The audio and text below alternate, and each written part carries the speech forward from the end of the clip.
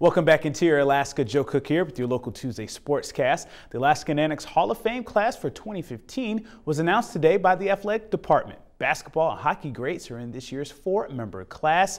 Al Sivingson was the head coach for the men's basketball team for 18 years. He led the Nooks to their first postseason title in 1973 with the NAIA championship. He also guided the program into the Division II era in the early 80s. Bart LeBon, who played for Sivingson, averaged a double-double for UAF and led the 1974 team to another NAIA final. The Humanitarian Award is also named after him. Kathy Cox-Graves goes into the Hall for women's basketball. Cox-Graves is the program's leading scorer with 2,075 points and is fourth in rebounds with 787. She played from 1986 to 1990. And former UAF hockey head coach Rick Schaefer completes the class. Schaefer coached the Nannox for 7 seasons and led UAF into the Division I era. His 50% winning percentage is the highest for any UAF hockey coach. The 4 former Nannox will be inducted on September 26.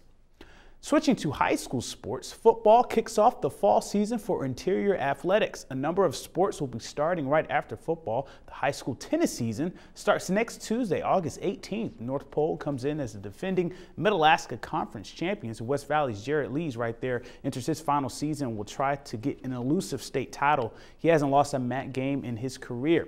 Other players to watch this year will be Lathrop's James Kardashian and Brett Carlson, who made it to the boys' state semis doubles last year. North Pole's Lydia Bierenstad and Leona Sawyer won the MAC girls doubles title last year as well. Lathrop and Monroe will meet for their season opener on the Dan Ramras Community Tennis Courts, and West Valley will take on North Pole at North Pole High School next Tuesday.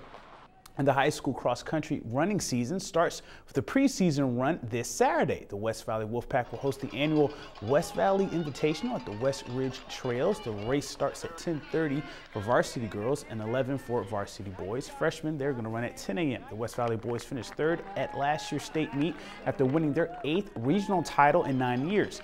Jenna DeFalco will lead the girls team, who won their first region title since 2010 last fall. Lathrop earned 2nd place on both sides. Hutchinson's Grace Moore will look to return to form and repeat as the 3A girls region champion. The first all-schools meet will be Friday, August 21st at the Chena Lakes Recreation Area, hosted by North Pole. And we continue our high school football team previews, and tonight we peek inside the Monroe Rams football program. The Rams are carrying some momentum into the season. Here's more. Another year of football for Monroe starts this weekend. In 2013, the Rams made it to the small school state title game for the first time. Since then, they've added a new coach in Chad Comeau after Bobby Pace stepped down. Last year, the Rams finished 2-6, but won 2 of their last 3 games to close out the season. They feel they're picking up where they left off. We're pretty excited. We're going to be a lot better than we were last year. We're preparing really hard and just trying to do everything we can do. It was really intense, you know, coming in. We already had like the first camps and stuff. We already started going over plays and we were just doing good as a team. Bonding wise, we're doing great, way better than last season. We're just really comfortable with each other. That's a good thing. Comeau enters his 2nd year as the head coach. Running a small program has its pluses and minuses. There are 17 active players right now. Staying in contact with players is easy, but they ran their first defense at last weekend's interior jamboree. It took them a while, you know, to get the deer in the headlight look out of their eyes, and then they were fine. But you know, it's going to be work in progress all year, and as long as we got better at the jamboree, we tried to get better every single game, every single play.